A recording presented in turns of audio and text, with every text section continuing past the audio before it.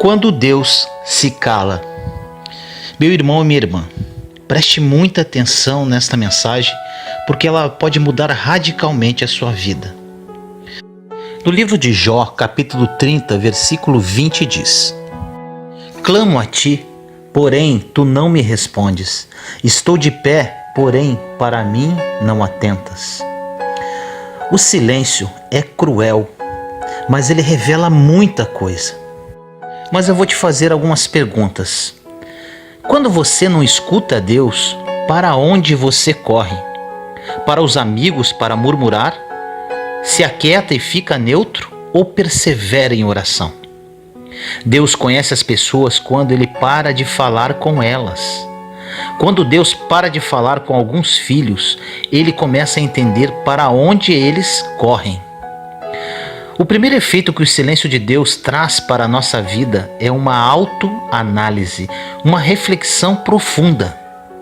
Começamos a questionar: por que isso está acontecendo? O que eu fiz de errado? Por que Deus não me responde?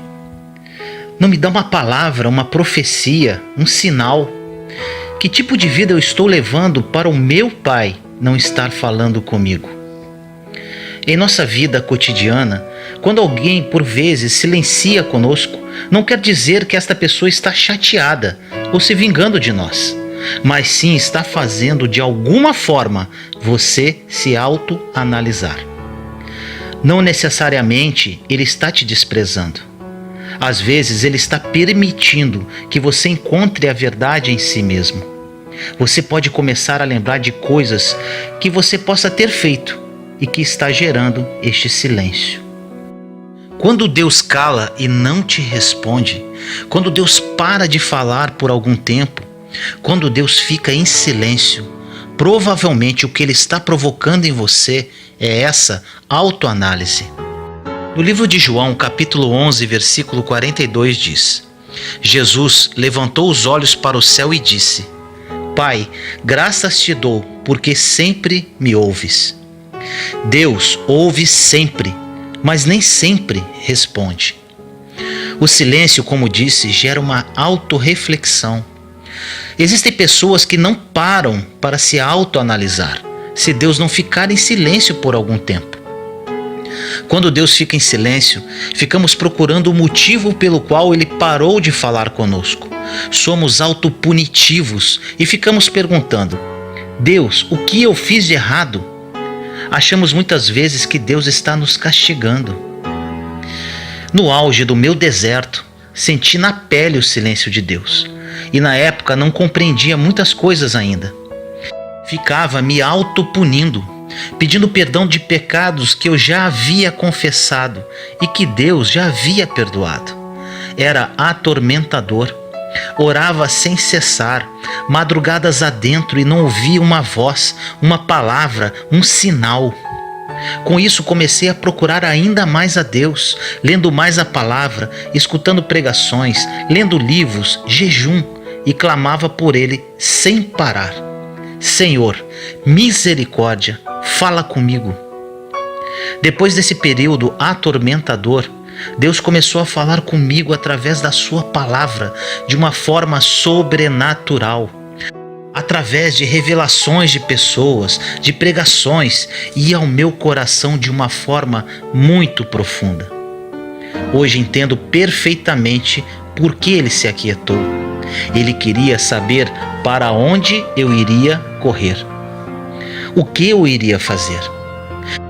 Digo isso porque existem pessoas que, quando param de falar com os outros, começam a trair, virar as costas e se revoltam. Existem pessoas que murmuram, amaldiçoam, blasfemam, em vez de se aproximar ainda mais do Senhor, lendo a palavra, orando mais, jejuando, ou seja, buscando a Deus com todas as forças e em todo tempo. O silêncio é uma das maiores armas divinas para nos preparar para subir um degrau, ir para um próximo nível. O silêncio de Deus não é um castigo, mas sim uma preparação para a próxima fase da sua vida. Jesus estava na cruz, no pior momento da vida dele, com cravos nas mãos e nos pés. Ele tinha sido obediente a todo o tempo. Ele fez tudo certo. No momento que ele mais precisou, ele gritou: Senhor, Senhor, por que me abandonaste? Por que o Senhor me desamparou? Eu fiz tudo certo. Eu resisti à tentação 40 dias no deserto. Eu treinei aqueles 12 homens. Tudo o que o Senhor me pediu, eu fui fiel até a cruz. Eu estou na cruz. Cadê você? Por que eu não escuto a sua voz? E Jesus morreu sem escutar a voz de Deus. Deus ficou em silêncio para o seu Filho muito amado. O silêncio é a última etapa antes do maior cumprimento da promessa na sua vida, antes do maior propósito da sua vida, antes da grande realização da tua vida. Existem coisas que Deus vai fazer silêncio contigo só para saber o que você vai fazer com o seu livre arbítrio. Deus está muito além de nós. Ele está muito fora do nosso padrão humano de pensamento. Ele faz do jeito dele, na hora dele, da forma dele, como quiser. A única coisa que podemos fazer é alinhar a nossa vida com o seu projeto, com o plano, com a vontade absoluta dele. E Jesus na cruz deu o último suspiro. A vida dele foi entregue. Jesus entrega a sua vida sem escutar a voz do Pai naquela cruz. E ele vai cumprir o seu maior propósito: morrer e ressuscitar pela humanidade, por mim, por você. E ele fez isso no silêncio de Deus. Existem pessoas que, quando Deus não responde, corre para lá e para cá, não sabe o que fazer, fala muita besteira.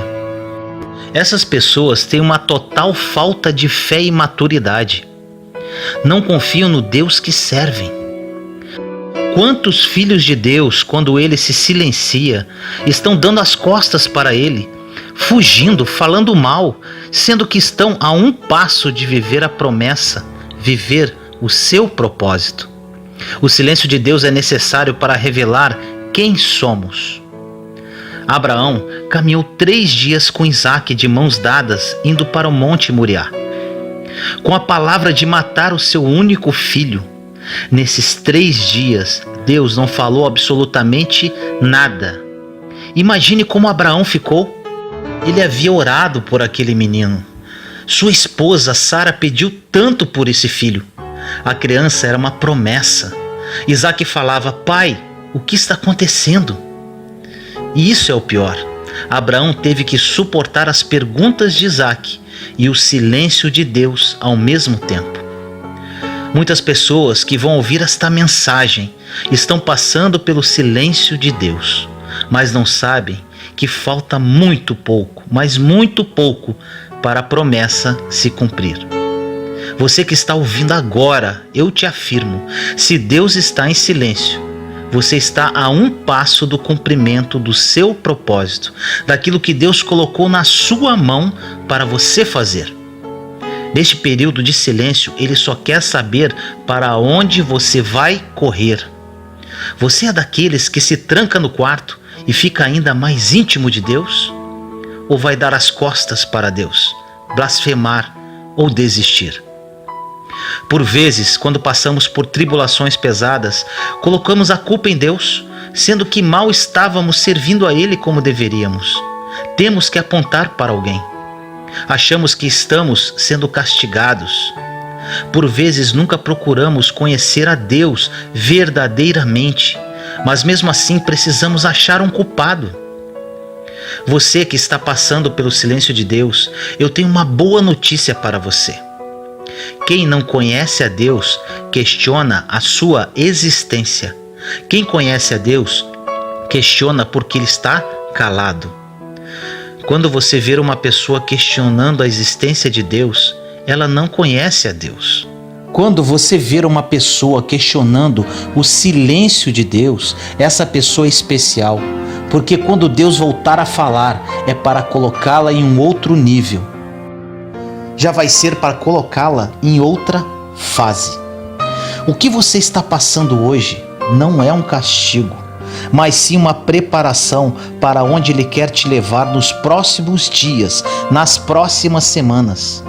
Nem olhos viram, nem ouvidos ouviram, nem jamais entrou no coração do ser humano o que Deus tem preparado para aqueles que o amam. Alguns dizem que quando Deus está em silêncio é porque Ele está trabalhando, e isso é uma verdade. Em silêncio você fica mais concentrado. Um exemplo: se você observar um ourives trabalhando numa joia, ele fica em silêncio, concentrado nos detalhes. O silêncio quer dizer que ele está trabalhando nos detalhes da sua vida. O silêncio quer dizer que ele está preparando minuciosamente a melhor joia. E provavelmente não vai ser do jeito que você queria, mas sim do jeito dele. Mas pode ter certeza, o jeito dele, a vontade dele é boa, perfeita e agradável. Outra situação que o silêncio de Deus revela é o seu nível emocional, o seu nível de realização, a forma que você lida com as próprias emoções. Se as suas emoções estiverem abaladas, mais revoltado você vai ficar quando Deus fizer silêncio. A Bíblia fala que o coração é a sede das emoções. Quando a Bíblia fala para guardarmos o nosso coração, ela está falando de emoções. E você revela o nível da sua vida emocional quando alguém fica em silêncio. Você pode interpretar de duas formas, como desprezo ou que ele está trabalhando muito nos detalhes. Então, de tudo que nós falamos até agora, o silêncio te leva à autorreflexão, revela para onde você vai correr e revela o nível das suas emoções, ou seja, como está o seu coração. Grave bem isso. Deus está te testando através do seu silêncio para te levar para o próximo nível. E Ele te fala hoje: saiba lidar com o meu silêncio, corra para mim, se autoanalise e veja como está o seu coração. Jesus morreu no silêncio de Deus por 3 dias e nada aconteceu. Ele cumpriu o maior propósito dele, morrer na cruz, e ainda teve mais 3 dias de silêncio. É no tempo de Deus e não no seu tempo. Com Jesus, Deus silenciou por mais 3 dias. Porém, quando o chamou ele da morte para a vida, chamou para esvaziar a tumba, para ir para a destra do Pai.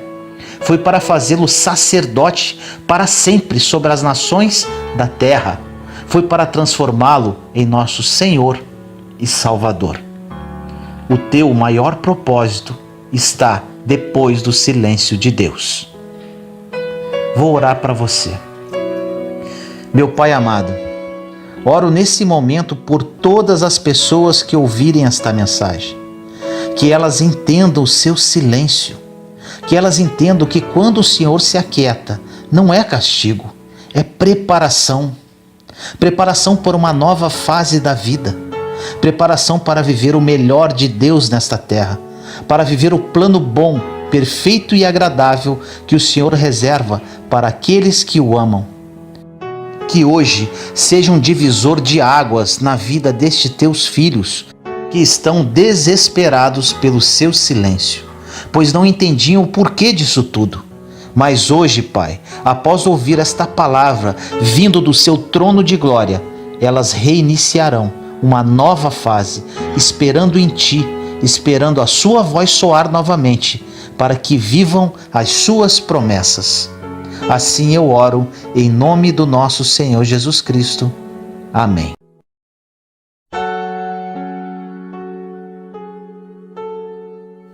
Um pouco mais sobre a fé. Palavra pequena, mas poderosa. No livro de Efésios, capítulo 2, versículos 8 e 9, diz: Pois vocês são salvos pela graça, por meio da fé. E isto não vem de vocês. É dom de Deus, não por obras, para que ninguém se glorie. Fé é acreditar nas coisas que se esperam, e ter a convicção de fatos que não se veem. Tudo o que recebemos de Deus é pela sua graça e por fé. Nossa fé em Deus e em suas promessas é o caminho para vivermos uma vida em paz e próspera. É a graça de Deus e somente isso que fornece a sua bondade em nossa vida. Nenhum de nós é suficiente bom para merecer tudo o que Deus faz por nós. É somente pela graça e misericórdia dele. E isso faz com que fiquemos surpresos e impactados com a bondade de Deus. Você pode dizer: eu gostaria de ter um pouco mais de fé. Ou talvez ainda: eu não tenho fé. Na verdade, a cada um foi dado uma medida de fé, conforme Romanos capítulo 12, versículo 3, que diz: pois pela graça que me foi dada, digo a todos vocês, ninguém tenha de si mesmo um conceito mais elevado do que deve ter, mas pelo contrário, tenha um conceito equilibrado, de acordo com a medida de fé que Deus lhe concedeu. Todas as pessoas têm fé e possuem uma fé suficiente para fazerem tudo o que precisam em qualquer momento de suas vidas. Agora, sua fé pode parecer fraca, porque por vezes você não a tem usado muito, ou talvez esteja usando apenas em algumas áreas por um longo tempo, esquecendo que pode usá-la em todas as áreas da sua vida. Outra situação: você sabia que pode usar a fé para superar o seu passado? Você pode estar preso a ele por vários motivos, mas te afirmo, se você é uma nova criatura em Cristo Jesus, verdadeiramente, seu passado não precisa mais atormentar a sua vida, e você pode andar em vitória a partir de hoje. Não importa o que possa ter acontecido em sua vida no passado. Livre-se de qualquer tipo de mentalidade de vítima com relação ao que te aconteceu. Não existe possibilidade de ser vítima e nova criatura ao mesmo tempo. Uma passagem interessante está na carta de Paulo a Filemão, capítulo 1, versículo 22, que diz: além disso, prepare-me um aposento, porque graças às suas orações espero poder ser restituído a vocês. Paulo está escrevendo esta carta a Filemão sobre um escravo que ele chamou de Onésimo. Este escravo havia fugido de Filemão e no seu caminho acabou se tornando um filho espiritual de Paulo. Paulo, depois de mentoreá-lo, iria devolvê-lo a Filemão e queria ter certeza que Filemão o receberia graciosamente, mesmo tendo fugido. Paulo estava na prisão quando escreveu esta carta, não tendo ideia de quando iria sair do cárcere. Existe algo importante nessa passagem. Paulo, na verdade, estava dizendo: eu tenho a fé que, se continuarem orando por mim, eu vou sair daqui desta prisão e serei capaz de ir visitá-lo. Paulo aqui nos mostra que ele tinha fé no poder da oração. Ele acreditava que quando orava, ou se outros orassem por ele, abriria a porta para a sua libertação da prisão. Não ore sem fé. Deus quer dar a você o que você pede.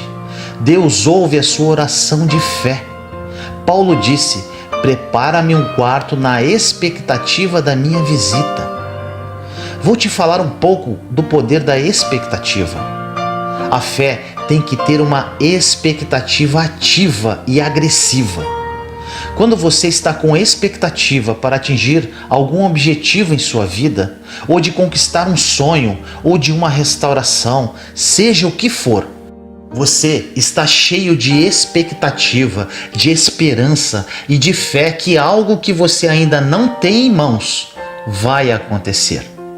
A grande questão é que entre o pedir e o receber existe o esperar. Muitas pessoas não esperam nada, então nunca recebem. Muitas pessoas, em vez de esperar com expectativa, falam: vamos ver o que acontece, e fica resmungando. Você não pode apenas esperar. Olhe essa passagem maravilhosa em Isaías, capítulo 30, versículo 18. Contudo, o Senhor espera o momento de ser bondoso com vocês. Ele ainda se levantará para mostrar-lhes compaixão, pois o Senhor é Deus de justiça. Como são felizes todos os que nele esperam. Tome posse dessa palavra. Essa passagem quer dizer que Deus está esperando a oportunidade para ser bom para você. Você consegue enxergar isso? Mas ele só pode ser bom para alguém que está esperando nele, olhando para ele, desejando o melhor dele. Agora, nesse momento, você pode se agarrar a essa verdade e fazer uma grande mudança em sua vida. Agora eu te pergunto, o que você está esperando? Mais do que você teve no passado? Mais problemas? Mais decepções? Você está com alguma expectativa? Expectativa que coisas ruins podem acontecer em sua vida? Ou expectativa no melhor de Deus para a sua vida? Comece a esperar agora pelas mudanças radicais que Deus pode fazer na sua vida. Tenha expectativa que você viverá os planos perfeitos de Deus para você. Não se afunde em suas amarguras e autopiedade. E espere com expectativa naquele que poderá mudar o quadro da sua vida. Expresse essa expectativa falando sobre isso para si mesmo e parando de falar pelo que você não tem. No Salmo 27,14 diz: espere no Senhor, seja forte, coragem, espere no Senhor. Em Isaías 40:31 diz: mas aqueles que esperam no Senhor renovam as suas forças, voam bem alto como águias, correm e não ficam exaustos, andam e não se cansam. Esta passagem de Isaías é muito poderosa. Muitos a adoram e profetizam. Mas será que verdadeiramente acreditam no que está escrito? Não devemos esperar no Senhor com uma atitude passiva. Seja ativo espiritualmente e diga: Senhor, estou esperando um avanço e talvez hoje seja o dia. A fé é cheia de expectativa. Temos que aprender que a fé é a única coisa que agrada a Deus. No livro de Hebreus, capítulo 11, versículo 6 diz: sem fé é impossível agradar a Deus, pois quem dele se aproxima precisa crer que ele existe e que recompensa aqueles que o buscam.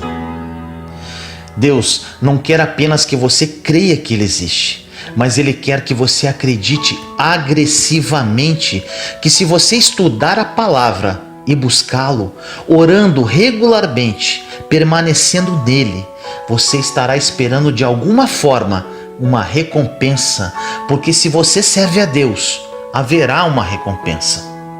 Deus promete muitas e muitas recompensas na Bíblia. E se fizermos as escolhas certas, as receberemos em nossas mãos. Talvez você possa estar no tempo de semear em sua vida. A semeadura e a colheita não são muito emocionantes, mas o agricultor nunca semeia sem ter uma colheita em mente. Ele semeia porque ele está esperando uma boa colheita. Ele não ara a terra, planta a semente, aduba, irriga, sem esperar a colheita. Precisamos semear com expectativa. Sem fé é impossível agradar a Deus. A fé tem que ser baseada na palavra de Deus. A primeira situação, precisamos ter fé em Deus. A palavra diz que todos nós temos fé e a cada um é dada uma medida de fé. Agora, o que é feito com esta fé depende de você. Você pode colocar essa fé em si mesmo. Te garanto que isso não vai funcionar. Mas se quiser experimentar alguns anos miseráveis, vá em frente. Você ainda pode colocar a sua fé nas pessoas. Ou ainda você pode colocar a sua fé no sistema do mundo. Não faça isso.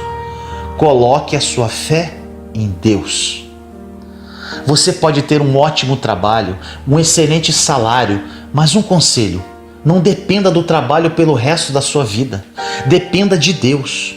Por vezes olhamos para a fonte errada para cuidar de nós e precisamos sempre estar à procura de Deus. Quando depositamos nossa fé em Deus, abrimos uma porta larga de muitas oportunidades para Deus nos abençoar. Conheça a palavra de Deus para conhecer as suas promessas e colocar a sua fé nelas. Preencha as suas orações com a palavra de Deus. Lembre a Deus das promessas dele, assim como vários profetas fizeram, e espere nele. Agora, se você não lê a Bíblia, nunca conhecerá a palavra de Deus e, obviamente, nunca conhecerá as suas promessas. A Bíblia diz que Deus deu a cada um de seus filhos uma medida de fé. Quanto mais usamos esta fé, mais ela irá crescer. A fé, ela tem uma linguagem. Você pode ouvir a fé saindo pela boca das pessoas, ou pode ouvir o medo, a preocupação, a dúvida ou a descrença. No livro de Hebreus, capítulo 4, versículo 14 diz: Portanto, visto que temos um grande sumo sacerdote que adentrou os céus, Jesus, o Filho de Deus, apeguemo-nos com toda a firmeza à fé que professamos.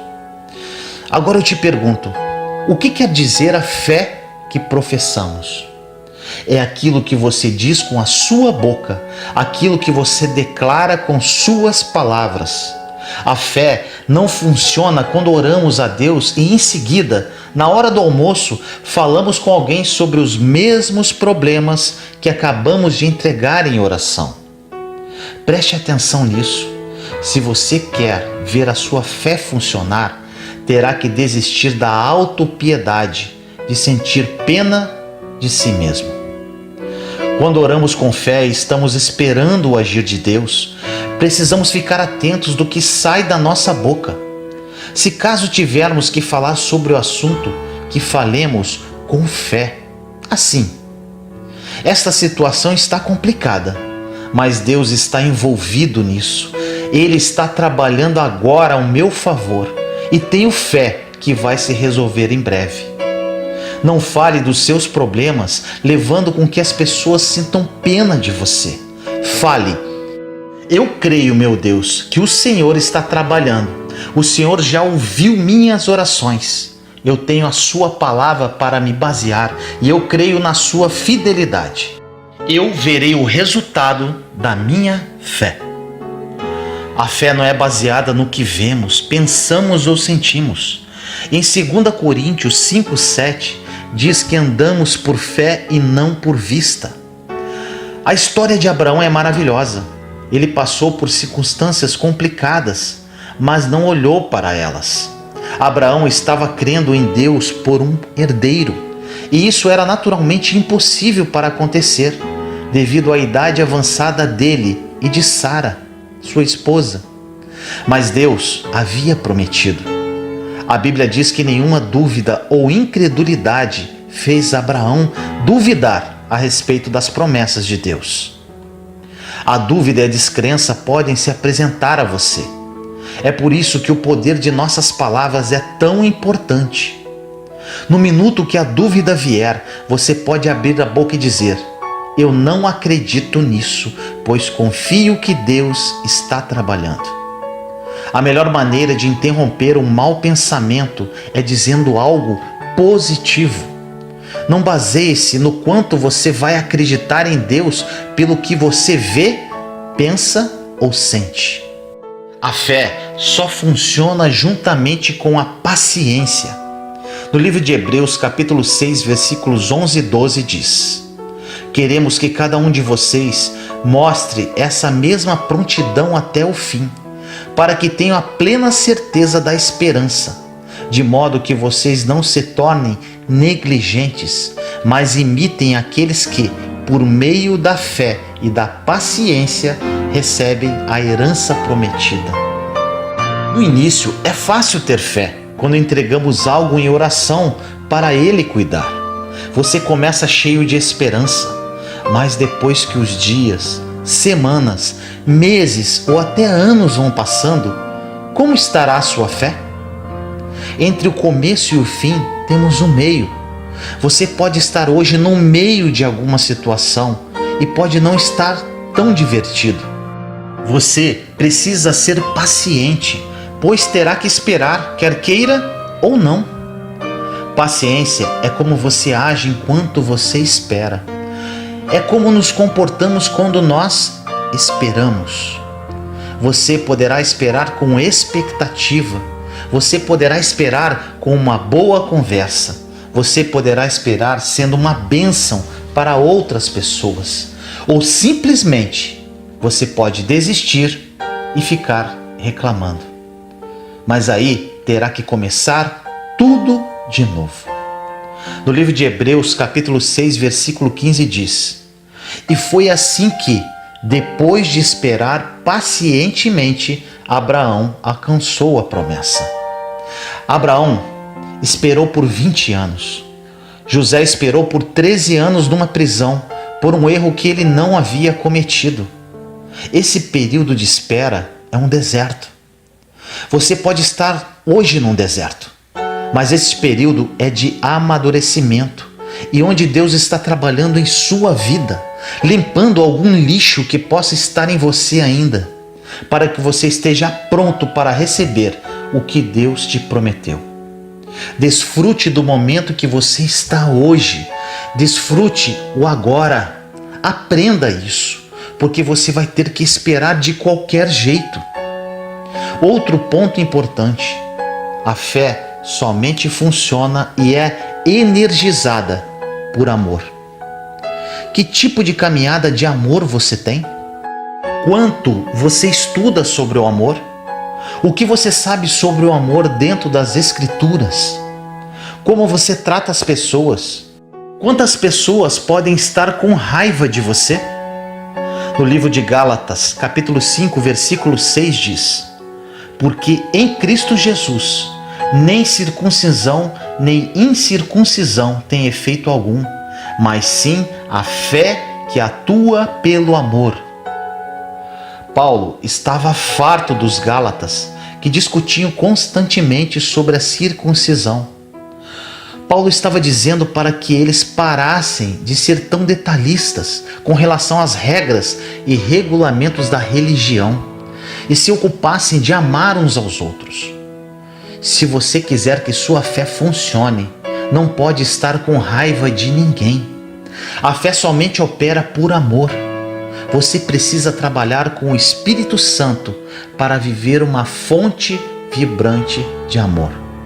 No livro de Hebreus, capítulo 4, versículo 3 diz: Entretanto, resta entrarem alguns naquele descanso, e aqueles a quem anteriormente as boas novas foram pregadas não entraram por causa da desobediência. Isto quer dizer que se você está em fé e está chateado, não vai adiantar. Porque quando estamos esperando em fé, estamos em repouso, num descanso eterno. Aquele descanso que temos a consciência que Deus está no controle e está trabalhando nesta ou naquela situação. A fé precisa ser liberada. Ela é uma força que está em seu espírito. Você precisa liberar a sua fé em todas as áreas de sua vida e não apenas em certas áreas específicas. Libere a sua fé para a sua vida espiritual, para a sua vida emocional, sentimental e financeira.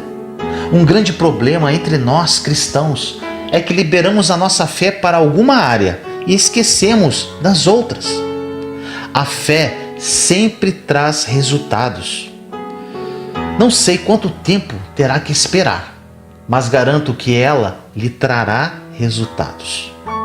No livro de Lucas, capítulo 7, versículo 50, diz: Jesus disse à mulher: Sua fé a salvou, vá em paz.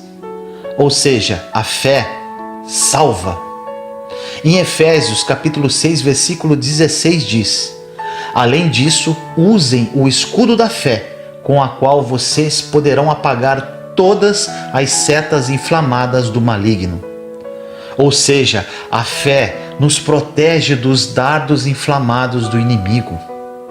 A fé aumenta à medida que você usa. Você pode achar que tem pouca fé, então comece a usá-la e verá que ela aumentará dia a dia. Recebemos todas as bênçãos de Deus pela fé. Somos justos pela fé, somos santificados pela fé, somos redimidos pela fé, somos perdoados pela fé. Fazemos grandes coisas para Deus pela fé. Use sua fé e viva o melhor de Deus para a sua vida. Ore comigo assim: Senhor amado, entro na sua santa presença neste momento. Agradeço por mais um dia e hoje especialmente tomo posse de todas as palavras citadas nesta mensagem. A fé tem poder. Mesmo que seja do tamanho de um grão de mostarda, ela remove montanhas. Libero minha fé hoje, Senhor, em todas as áreas da minha vida e espero com paciência o seu agir. Ensina-me, Pai, através da ação do seu Santo Espírito, a caminhar em fé e não por vista. Desejo ser conduzido pelo Espírito Santo e não pela minha carne. Sofri muito em caminhar sendo conduzido pelas minhas emoções e sentimentos. Obrigado, Deus, por mais um aprendizado. Que essas palavras fiquem gravadas em minha mente e no meu espírito. Te amo, Pai. Em nome do nosso Senhor Jesus Cristo. Amém.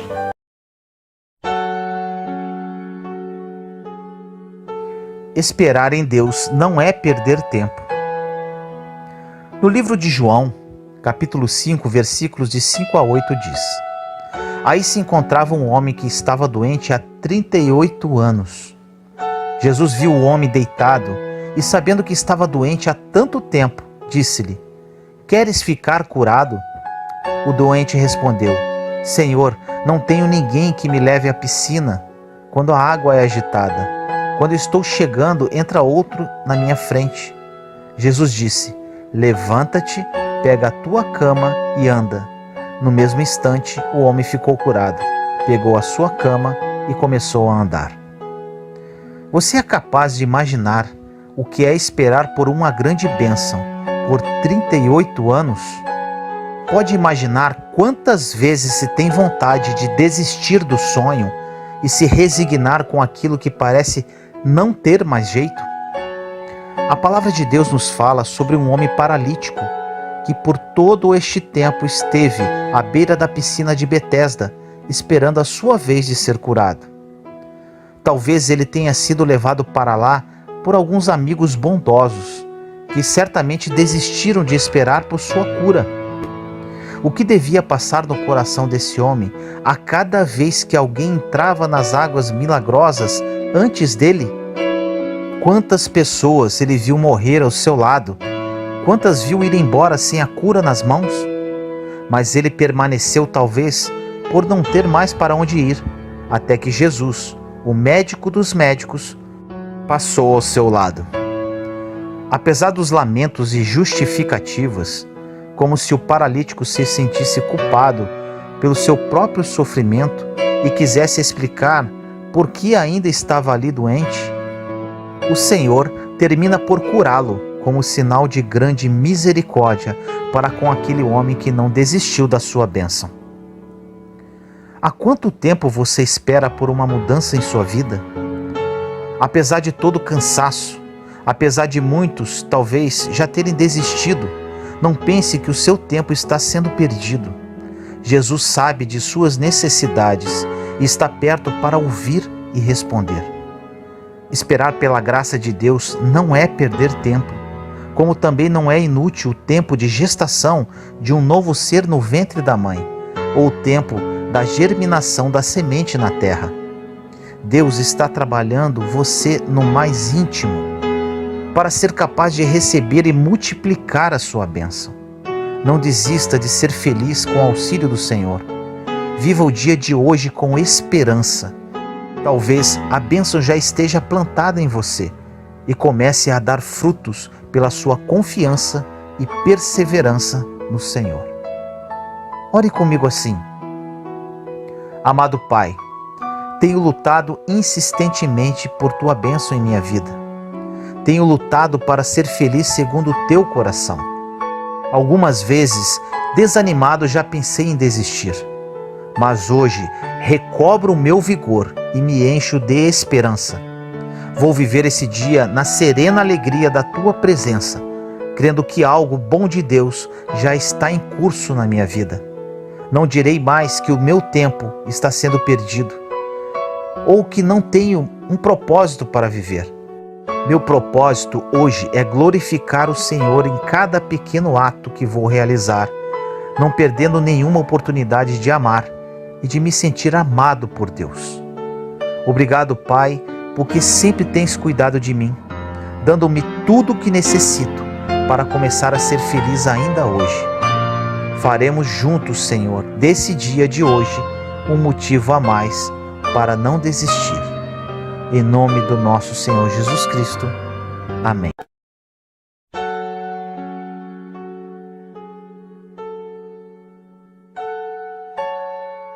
Você quer viver o sobrenatural de Deus? Conheça a chave que abrirá todas as portas. Você já tem tudo o que precisa. No livro de Gênesis, capítulo 1, versículos 26 a 28 diz: Então disse Deus: Façamos o homem à nossa imagem, conforme a nossa semelhança. Domine ele sobre os peixes do mar, sobre as aves do céu, sobre os animais grandes de toda a terra e sobre todos os pequenos animais que se movem rente ao chão. Criou Deus o homem à sua imagem. A imagem de Deus o criou. Homem e mulher os criou. Deus os abençoou e lhes disse: Sejam férteis e multipliquem-se. Encham e subjuguem a terra. Dominem sobre os peixes do mar, sobre as aves do céu e sobre todos os animais que se movem pela terra. Meu irmão e minha irmã, essa mensagem poderá mudar a sua vida para sempre. Depende apenas de como você está disposto ou disposta a recebê-la. Tenho certeza que existem projetos na sua vida que ficaram no meio do caminho e projetos que ficaram somente no papel. Mas eu quero te encorajar e te propor neste vídeo uma direção que pode fazer com que a sua vida mude radicalmente a partir de agora. Se você seguir essa direção, te garanto que este ano, além de ser o melhor ano da sua vida, será um ano sobrenatural. A identidade é a chave para o melhor ano da sua vida. Na tua Gênesis, ou seja, quando Deus te formou, existe uma marca que ecoa, que diz: imagem e semelhança. Quando crescemos, tentamos adquirir características, personalidade, vamos tentando adquirir uma série de coisas que vão sendo acopladas a quem somos, quando na verdade o que somos desde o princípio tem o poder para mudar toda a nossa história. Nós somos feitos segundo a imagem dele e a sua semelhança. No Evangelho, aquilo que parece novo, na verdade, só estamos voltando ao princípio. Às vezes estamos tentando ser complexos demais, acoplar coisas demais, crescer demais, se desenvolver demais, quando Deus está dizendo: no teu DNA existe uma característica que ecoa e ela é suficiente para mudar toda a sua história, aonde você estiver. Você foi feito segundo a minha imagem e semelhança. Você não precisa de algo novo para viver o melhor ano da sua vida. Você só precisa voltar à origem, à sua gênese. Se você trouxer à memória sua identidade, você não precisa se preocupar em correr atrás de nada, porque as coisas correrão atrás de você. É impossível ser feliz, ser completo e viver com propósitos sem saber quem você é. A identidade é a única chave capaz de abrir todas as portas. Você pode ter crise de identidade, crise em relação ao teu chamado, crise em relação ao teu propósito. E ainda, você pode conquistar o que for, mas você nunca vai se sentir completo, porque a identidade não alcançamos no final da trajetória. Mas sim, tem que ser algo que resolvamos antes de iniciá-la. Por isso que existem casamentos que não duram muito tempo. Isso não quer dizer que o casamento era ruim, mas a verdade é porque a identidade não estava bem definida dentro de você antes de casar-se com alguém. Se você não está bem resolvido consigo mesmo, como vai conseguir ficar bem resolvido com alguém estranho? A nossa geração tem uma característica diferente de todas as outras. A expectativa da nova geração, no caso do trabalho, é que não vamos ter daqui a algum tempo um patrão fixo e lugares fixos de trabalho. Na verdade, isso é reflexo de uma geração que não consegue se submeter a um lugar específico ou a alguém. Isto porque está em uma crise consigo mesmo e acha que o problema está ao seu redor. O número de divórcios na igreja tem crescido como nunca antes, sendo que o casamento não está em crise. Nós é que estamos. Os jovens estão desempregados a níveis altíssimos, sendo que o problema não está no mercado de trabalho, o problema está em nós. Agora uma pergunta assertiva. Por que a nossa identidade é a única coisa capaz de mudar a nossa vida? Porque quando entendemos que existe uma marca dentro de nós, que nos diz que somos imagem e semelhança dele, não tem nada capaz de roubar o nosso futuro. A partir da sua identidade, você sabe quem você é, sabe o que você pode e para onde vai. A mudança está dentro de nós. O que temos que fazer é expressar a identidade que temos e tudo ao nosso redor vai mudar também. Mas você pode perguntar: o que devo fazer? Não se preocupe tanto com os projetos que você anotou no papel. Se preocupe, acima de tudo, em entender exatamente quem você é. Porque todos os projetos só saem do papel quando você sabe quem é primeiro. E tudo fluirá a partir disso. Você já viu a quantidade de pessoas que você conhece que são incríveis, mas não dão certo em nada? Isso acontece porque é mais fácil descobrirmos o talento do que a identidade. Não confunda um com o outro. O talento se revela através do que nós fazemos e a identidade está lá dentro, onde nós somos. Às vezes confundimos quem somos com o que fazemos.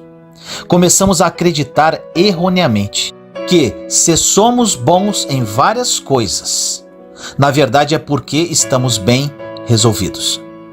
Só que existe um problema.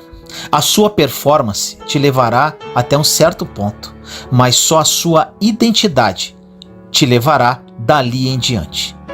A Bíblia está cheia de exemplos como esse. Você pode observar inúmeras pessoas que tiveram uma performance extraordinária até certo ponto, até um momento que só a identidade poderia levá-las adiante. Acredite no que eu estou falando agora. Este ano vai ser um ano extraordinário, porque sabemos quem somos e sabemos para onde vamos. Te faço um convite agora. Vamos caminhar com este foco?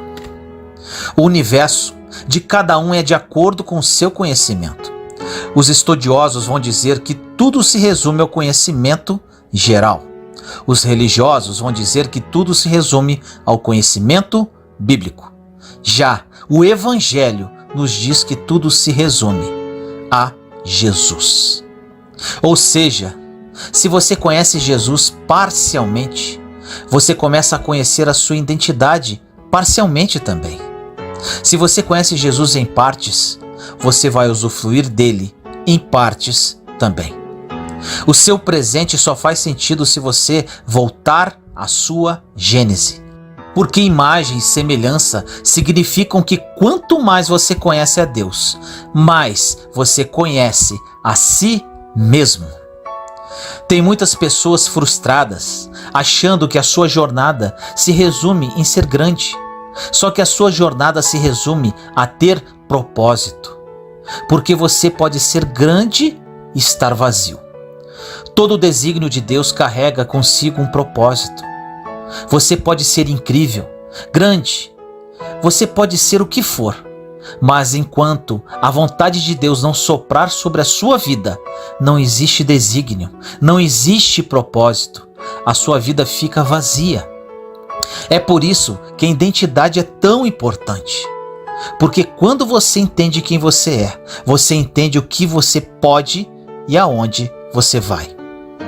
Tudo que Deus fala, Ele cria. Na gênese da terra, quando Ele fala haja, houve. Na gênese do homem, quando Ele declara o nosso desígnio, Ele nos dá um propósito e isso carrega agora a nossa identidade. Você pode ter o dinheiro que for. Se você não estiver vivendo o propósito pelo qual você foi gerado, você vai sempre se sentir vazio. Jesus não é uma ponte para te dar plenitude. Ele é a própria plenitude. O problema é que quando você enxerga Jesus como uma ponte, você aborta o propósito dele na sua vida. Pois saiba que Jesus não é uma ponte para te levar para algum lugar. Jesus é o destino e ao mesmo tempo o caminho. Ou seja, você só consegue ir a ele se estiver nele. É por isso que ele se revela ao dizer: eu sou o caminho, a verdade e a vida, em João 14,6. Existe um propósito de Deus para você que antecede a sua criação. Não importa se você não o conhecia até o dia de hoje. É impossível viver uma vida com propósitos sem saber quem somos. Identidade deformada é como a terra antes de Gênesis, grande, mas vazia. Existe uma frase que diz: seja a sua melhor versão. Mas Deus nos diz que não tem a ver em sermos a nossa melhor versão. Até porque Ele não está preocupado com isso. E sim, a de sermos a nossa única versão. Toda versão fora do propósito é deformação. Repito, toda versão fora do propósito é deformação. Por mais incrível que você possa parecer, se a tua melhor versão estiver fora do seu propósito, a sua identidade está deformada. Deus já nos deu tudo o que precisamos antes da necessidade surgir. Nós não merecíamos, mas antes de nascermos, Deus já ofereceu um sacrifício no nosso lugar.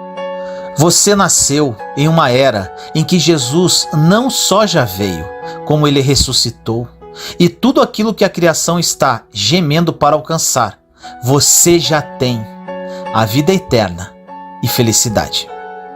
O Evangelho carrega as respostas que o mundo procura, tanto nas eras passadas como nas eras futuras. Gustavo Paiva, um pastor, diz que todo questionamento que é feito no ambiente de incredulidade vai te afastar das respostas, porque você não acredita e só está questionando por querer confrontar somente.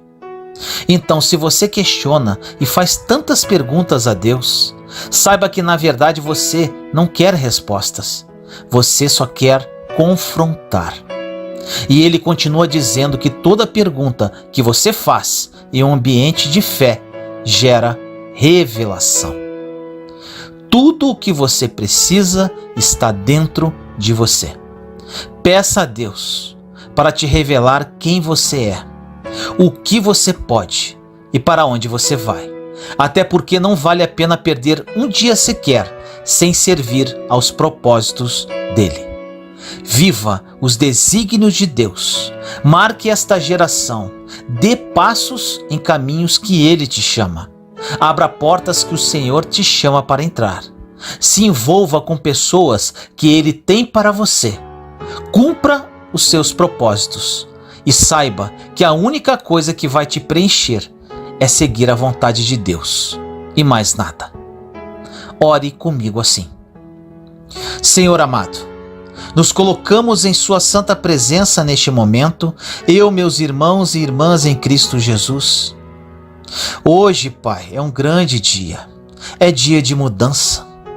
Tenho fé que muitas pessoas que ouvirem esta mensagem começarão um novo ciclo em suas vidas. Tudo se faz novo hoje, Pai, pois cada uma delas descobrirá a sua identidade e a essência da sua criação como imagem e semelhança sua. Assim cumprirão os seus propósitos aqui neste mundo. Que o seu Santo Espírito fale aos corações de seus filhos e filhas. Que a revelação ocorra e que a vida de cada um deles recomece hoje. Assim nós oramos, em nome do nosso Senhor Jesus Cristo. Amém.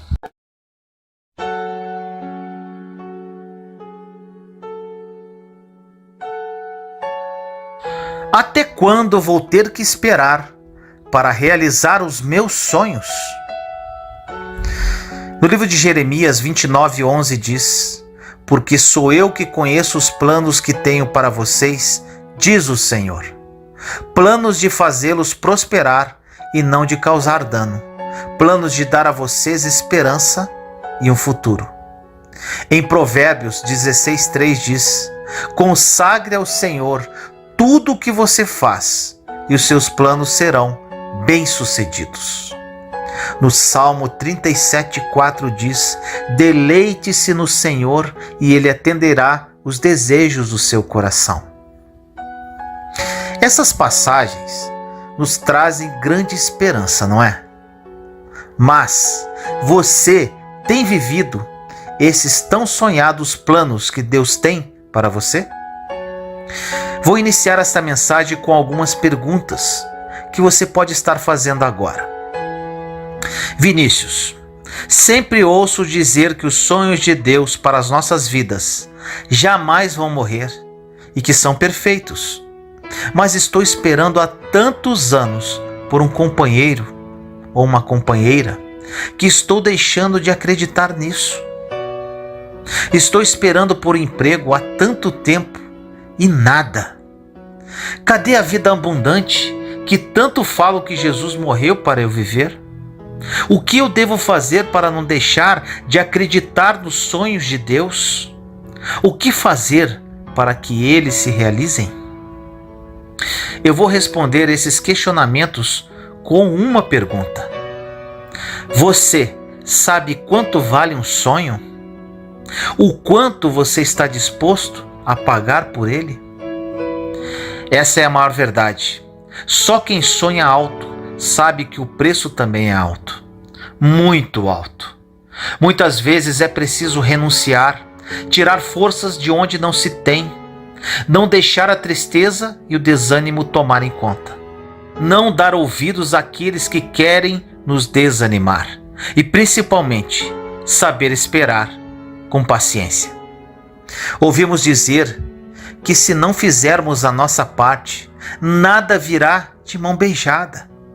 Eu também concordo com isso, mas sei que para ter nossos sonhos realizados, precisamos da ajuda de Deus, pois chega um momento em que nos cansamos de lutar e pensamos até em desistir. Isso aconteceu comigo. Assim como você, conheço muitos homens e mulheres que têm sofrido na área sentimental. Na verdade, a grande maioria das pessoas que me seguem se encontram com problemas na área de relacionamentos. A pessoa pode ser bonita, andar bem vestida, ter um papo legal, muitos amigos, ser carinhosa, fiel, etc. E ainda assim não conseguir realizar o sonho de ser feliz nesta área. Por quê? Esta pergunta não é fácil de ser respondida, pois cada caso é particular, mas acredito que é porque algo tem acontecido.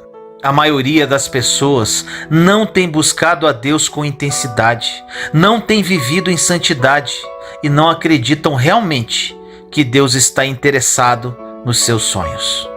As pessoas focam muito mais no que Deus pode fazer do que realmente Ele é.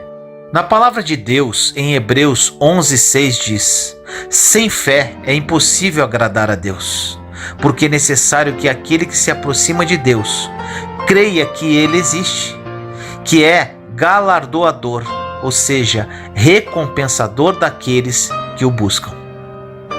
Você tem feito isso? Você tem se aproximado de Deus e confiado que Ele irá te abençoar? Se a resposta for sim, então agora você precisa descansar o seu coração e agradecer pela fé, o milagre que você tanto espera. Infelizmente, temos muita dificuldade em esperar, mas tenha em mente que nesta vida estaremos muito mais tempo esperando do que recebendo. Se o lanche demora 5 minutos, chamamos o garçom. Se o carro da autoescola está à nossa frente, queremos ultrapassá-lo o mais rápido possível. Se o sinal da internet está lento, começamos a reclamar. Da mesma forma, se uma garota diz que quer orar antes de começar um namoro, o rapaz decide terminar o relacionamento antes de começar, pois não pode e não quer perder tempo. Isso vale também para as mulheres que vivem carentes e não aguentam esperar pela resposta da oração. Agora tente imaginar se Deus atendesse todos os nossos pedidos na hora que queremos. Certamente seríamos filhos mimados e dificilmente permaneceríamos no caminho de Deus. Você se lembra da parábola que Jesus contou sobre o filho pródigo, que pediu a herança para o pai e saiu de casa?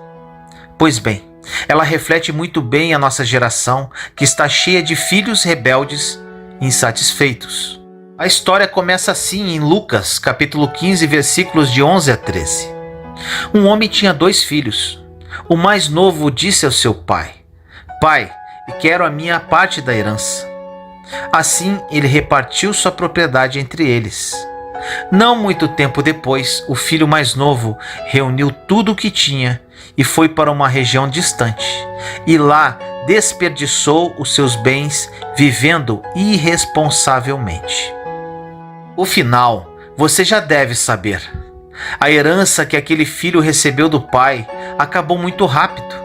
A alegria durou muito pouco e os amigos sumiram, porque a Bíblia não erra ao dizer: o rico tem muitos amigos, mas o pobre é odiado até do vizinho. Provérbios 14:20. E quando aquele filho estava no fundo do poço, ele se lembrou do pai e resolveu voltar. Ao ver o filho retornando para casa, o pai correu ao seu encontro, o abraçou e o tratou com amor, ao invés de apontar os seus erros. Por isso, creia que Deus te ama e quer te abençoar. Esta parábola mostra que se não tivermos paciência ao esperar, ou seja, se não pagarmos o preço pelos nossos sonhos e não crermos que o Pai tem o melhor para nós, correremos o risco de escolher os caminhos fáceis que nos levam à perdição. Por isso é tão importante esperar em Deus, pois só Ele sabe o tempo certo de tudo acontecer. Você sabia que até as pessoas da Bíblia tiveram que esperar muito tempo para ver as promessas de Deus se cumprirem? Noé teve que esperar muitos anos até Deus abrir os céus e derramar o dilúvio. Abraão esperou até ter a idade de avô para ser pai. Simeão esperou a vida inteira para segurar o bebê Jesus nos braços. José, o sonhador, esperou por anos sendo injustiçado, esquecido, humilhado, para depois reinar e ver Deus o honrando no meio da sua família. E não podemos esquecer de Davi, que não tinha a menor ideia dos sonhos de Deus para ele. mas se preparou a si mesmo. Como? Aceitando os desafios que apareceram em sua vida. O trabalho de Davi era cuidar de ovelhas. E não pense que isso é fácil. Um pastor de ovelhas precisa procurar os melhores pastos, águas tranquilas, sombra e espantar os animais ferozes. Tudo isso Davi fazia quando era adolescente. Além disso, ele matou um leão, um urso e depois venceu o gigante Golias. E quando Deus procurou um homem destemido, esforçado, com o coração temente ao Senhor, quem ele encontrou? Davi. Então, não desista da sua caminhada agora, nem tenha medo de enfrentar os desafios que surgirem à sua frente. Deus está olhando para você, e quando o tempo dele se concretizar, você dará um lindo testemunho, assim como Davi disse, no Salmo 40, versículos de 1 a 3. Esperei pacientemente pelo Senhor, ele se inclinou para mim e me ouviu quando clamei por socorro. Colocou-me os pés sobre uma rocha e me firmou os passos, e me pôs nos lábios um novo cântico, um hino de louvor ao nosso Deus. Ore comigo assim: Senhor amado, nos colocamos em sua santa presença neste momento, eu, meus irmãos e irmãs em Cristo Jesus. Pai, muitos dos seus filhos e filhas que oram comigo hoje estão cansados de esperar. Alguns estão há anos aguardando que seus sonhos se realizem em diversas áreas: vida sentimental, financeira, vida emocional. Renove-os agora, Pai, através desta oração. Que eles criem a consciência que o seu tempo é o melhor e, por mais que demore, quando chegar, será perfeito. Que esses sonhos sejam realizados no tempo oportuno e da forma que o Senhor bem entender. Enquanto isso, Senhor, que eles desfoquem disso e foquem somente em Jesus. Que eles sejam banhados agora, Pai, pelo sangue de Jesus e fortificados pelo seu Santo Espírito. Assim nós oramos em nome do nosso Senhor Jesus Cristo. Amém.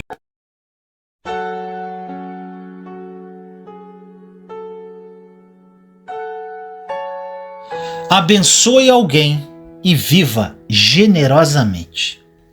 No livro de Gálatas, capítulo 6, versículo 9 diz: E não nos cansemos de fazer o bem, porque a seu tempo ceifaremos, se não desfalecermos. Ainda em Romanos 15, 2 diz: Portanto, cada um de nós agrade ao próximo no que é bom para a edificação.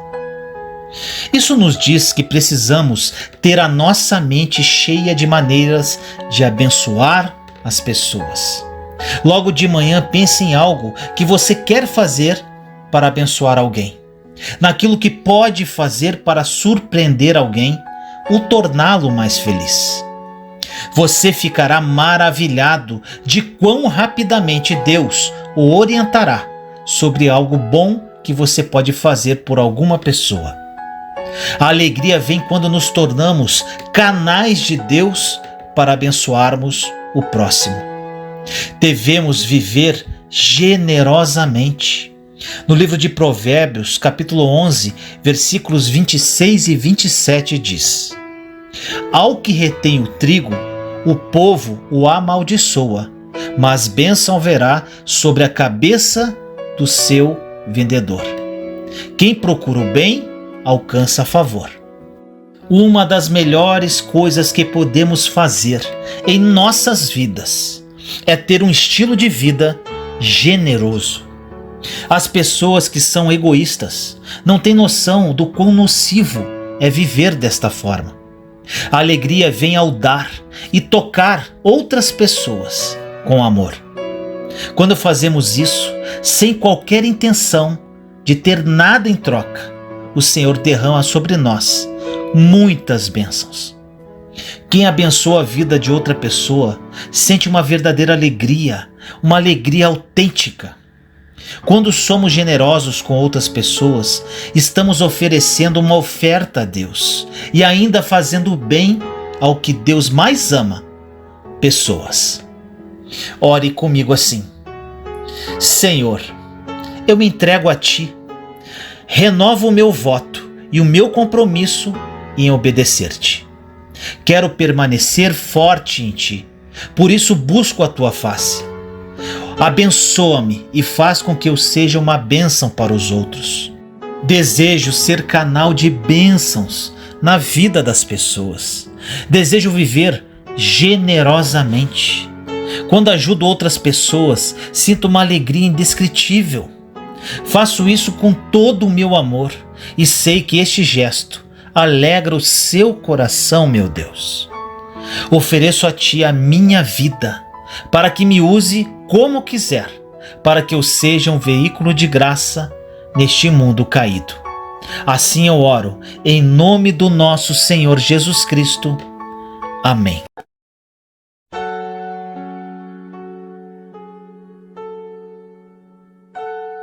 Faça ajustes e seja forte. Em 2 Pedro, capítulo 1, versículo 5 diz: Por isso mesmo vós, reunindo toda a vossa diligência, associai com a vossa fé a virtude, com a virtude o conhecimento. Algumas vezes temos que fazer uns poucos ajustes em nosso estilo de vida para seguir a sabedoria. Talvez tenhamos que dizer não a tantas atividades. Hebreus capítulo 11, versículo 1, ensina que a fé é a certeza de coisas que ainda não vemos no momento, mas podemos chamar à existência todas as coisas que não são como se já fossem. Romanos 4,17. Esse princípio espiritual se aplica tanto no sentido negativo quanto positivo. Assim, talvez, precisemos fazer alguns ajustes quanto às coisas que dizemos. Se você sente que é difícil levantar-se pela manhã, não diga: estou muito cansado. Remova toda a palavra de fraqueza, cansaço, vacilação, derrota e esgotamento do seu vocabulário. Em vez disso, diga: porque o Senhor é minha força, posso fazer o que for preciso neste dia. Se fizer isso rotineiramente, você se tornará cada dia mais forte. No livro de Salmos 28, versículos 7 e 8 diz: O Senhor é a minha força e o meu escudo. Nele o meu coração confia, nele fui socorrido. Por isso o meu coração exulta, e com o meu cântico o louvarei. O Senhor é a força do seu povo, o refúgio salvador do seu ungido. Podemos nos programar para enfrentar o cansaço antes mesmo de nos sentirmos fatigados.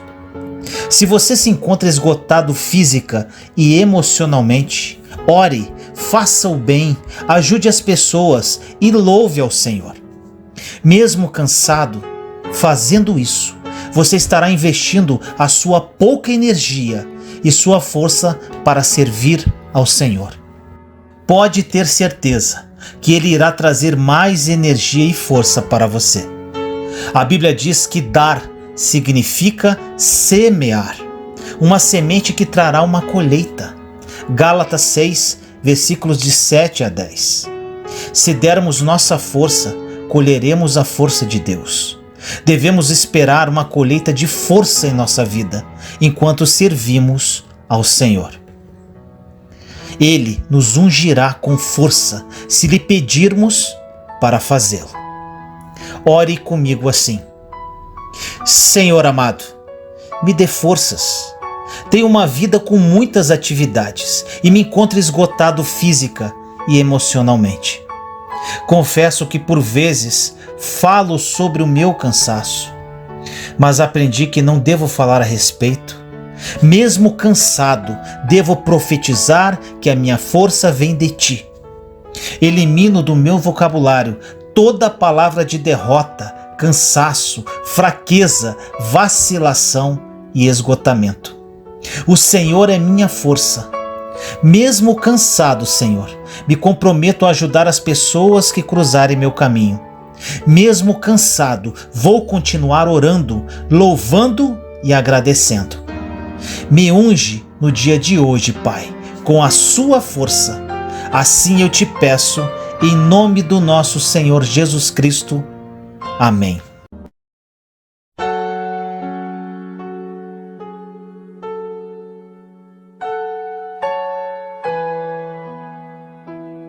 No livro de Números, capítulo 13, versículos 25 a 28 e 30 a 33 diz: Ao cabo de 40 dias, voltaram de espiar a terra, caminharam e vieram a Moisés e a Arão e a toda a congregação dos filhos de Israel no deserto de Parã, a Cádiz. Deram-lhe conta a eles e a toda a congregação e mostraram-lhes o fruto da terra. Relataram a Moisés e disseram: Fomos à terra que nos enviaste, e verdadeiramente mana leite e mel. Este é o fruto dela. O povo, porém, que habita nesta terra é poderoso, e as cidades muito grandes e fortificadas. Também vimos ali os filhos de Anak. Então Calebe fez calar o povo perante Moisés e disse: Eia, subamos e possuamos a terra, porque certamente prevaleceremos contra ela. Porém os homens com ele tinham subido e disseram: Não poderemos subir contra aquele povo, porque é mais forte do que nós. E diante dos filhos de Israel infamaram a terra que haviam espiado, dizendo: A terra pelo meio da qual passamos a espiar é terra que devora os seus moradores. E todo o povo que vimos nela são homens de grande estatura. Também vimos ali gigantes, e éramos aos nossos próprios olhos como gafanhotos, e assim também o éramos aos seus olhos. Quando os 12 espias voltaram da expedição de reconhecimento na terra prometida, somente Josué e Calebe deram um relatório favorável. Os outros 10 produziram um relatório ruim ou negativo. Não foram todos para o mesmo lugar e não experimentaram as mesmas coisas. Então, por que essa divergência em seus relatórios? Dos 12 espias, apenas 2 tiveram fé, pois independentemente dos obstáculos, dos inimigos e dos gigantes, tinham uma promessa de Deus. Você sabia que 5 pessoas podem ser confrontadas com a mesma tribulação? 4 podem ser totalmente derrotadas simplesmente por causa da sua atitude e uma sair vitoriosa pela mesma razão? Por que a diferença? Porque uma escolhe engrandecer o bom, enquanto as outras escolhem engrandecer o ruim. Lembre-se, assim como na história dos gigantes de Canaã, tudo o que é engrandecido se torna ainda maior aos olhos daquele que está engrandecendo. Seja o que for que estejamos falando, isso é o que vai se realizar, seja negativo ou positivo. Ore comigo assim: Senhor, aprendi no dia de hoje que precisamos ver o lado positivo das coisas, por mais negativas que possam parecer. Não quero me tornar uma pessoa negativa e que vive reclamando e vendo o lado ruim das coisas. Na sua palavra está escrito que todas as coisas cooperam para o bem daqueles que amam a Deus. Todas as coisas significa tanto boas quanto as ruins. Mesmo não vendo possibilidades que certas situações da minha vida poderão cooperar para o meu bem, olho com os olhos da fé que isso contribuirá para o meu bem, desenvolvendo um olhar positivo para tudo isso. Agradeço, meu Pai, pelo que fazes e principalmente pelo que és em minha vida. Escolho ser uma pessoa que veja as coisas sempre sobre uma ótica positiva e tendo fé que o Senhor está agindo a meu favor agora, neste exato minuto. Em nome do nosso Senhor Jesus Cristo. Amém.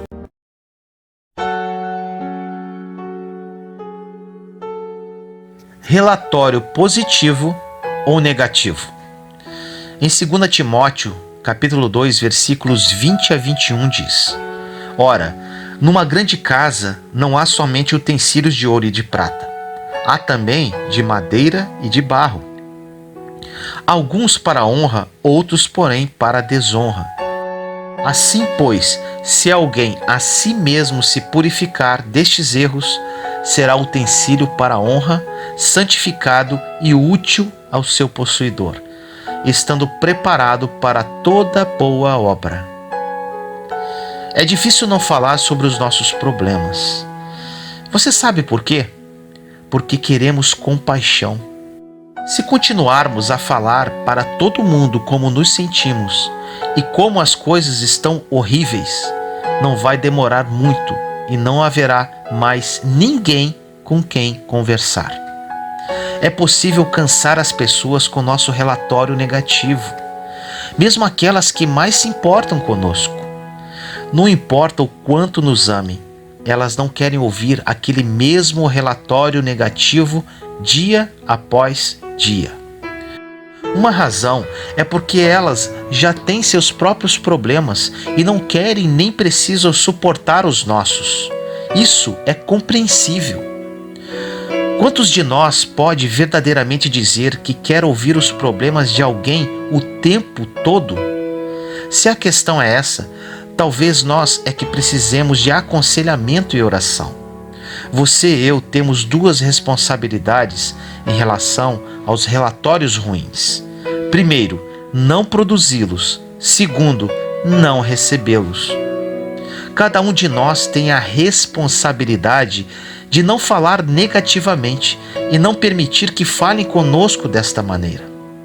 É nossa responsabilidade ajudar-nos uns aos outros de forma piedosa, evitando pensar e falar negativamente sobre os outros, sobre nós mesmos ou sobre as situações que todos temos que enfrentar. Quando as pessoas vierem fazer fofoca, pense que você não é obrigado a escutá-las, por mais que uma parte de você queira ouvir. Paulo disse que não devemos permitir que nem a nossa mente, nem a dos outros seja poluída. De acordo com o que Paulo escreveu ao seu jovem discípulo Timóteo, você e eu devemos ser vasos limpos. Devemos nos manter puros e ajudar os outros a se manterem puros também.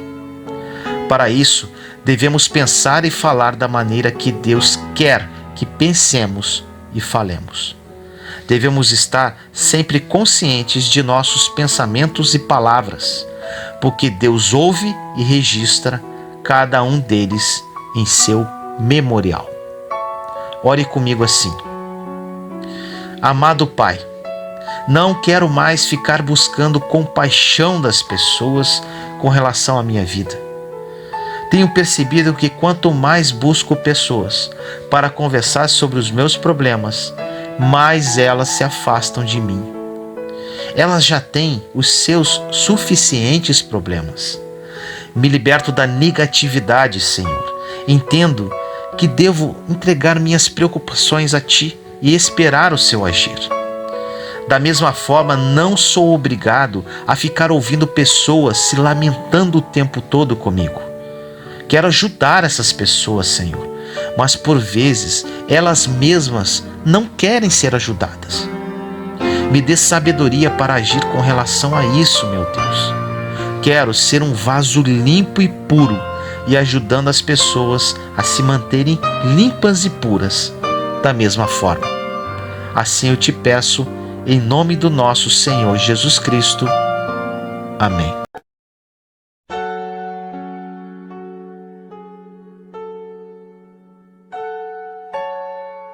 Sacrifique-se.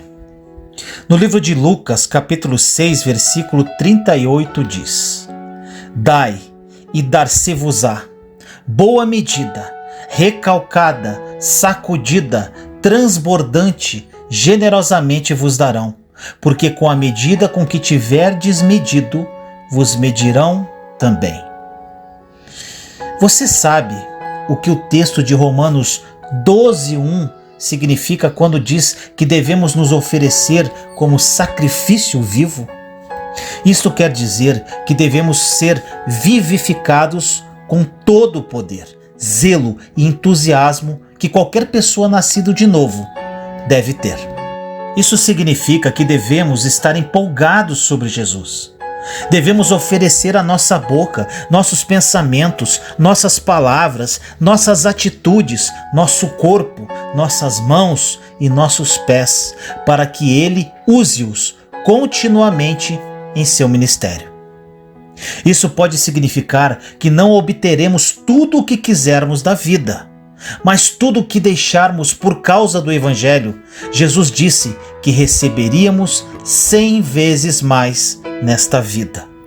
No livro de Marcos 10, 29 e 30 diz: Jesus declarou: em verdade vos digo que não há quem tenha deixado casa, irmãos, irmãs, mãe, pai, filhos ou terras por minha causa e por causa do Evangelho, que não receba 100 vezes mais, desde agora, neste tempo, casas, irmãos e irmãs, mãe e filhos e terras, com perseguições, e no mundo futuro, a vida eterna.